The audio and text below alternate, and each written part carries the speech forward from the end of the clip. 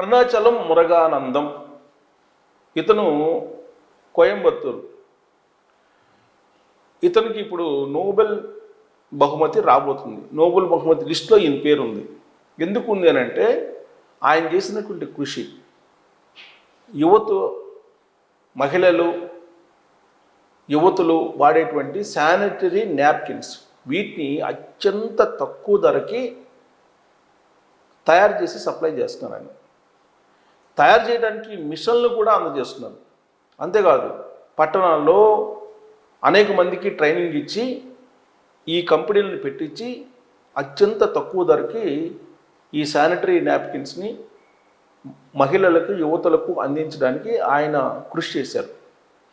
దానికి గుర్తింపుగా ఈ అరుణాచలం మురగానందం అనేటువంటి అతని పేరుని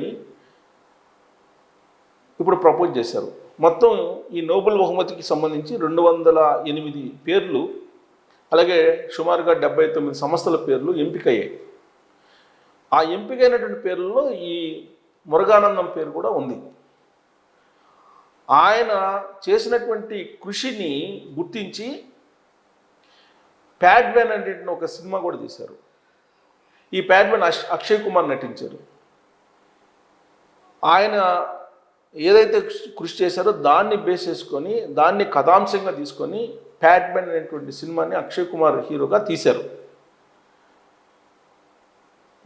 ఐరోపా దేశాలతో పాటు సుమారుగా 40 దేశాల్లో ఈయన తయారు చేసినటువంటి శానిటరీ నాప్కిన్స్కి సంబంధించినటువంటి ఇండస్ట్రీని వృద్ధి చేస్తూ ఉన్నారు. సో ఇవి చిన్నదే అయి ఉండొచ్చు, కానీ ఆయన చేసినటువంటి కృషి ఏదైతే ఉందో మహిళలకి అలాగే యువతులకి ఉపయోగపడేది, ఇది ఆయన్ని నోబెల్ బహుమతికి ఎంపిక చేసేలా చేసింది.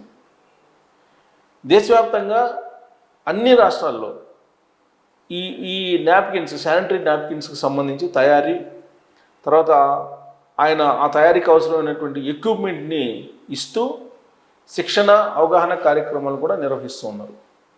సో ఇది ఒక పెద్ద అచీవ్మెంట్.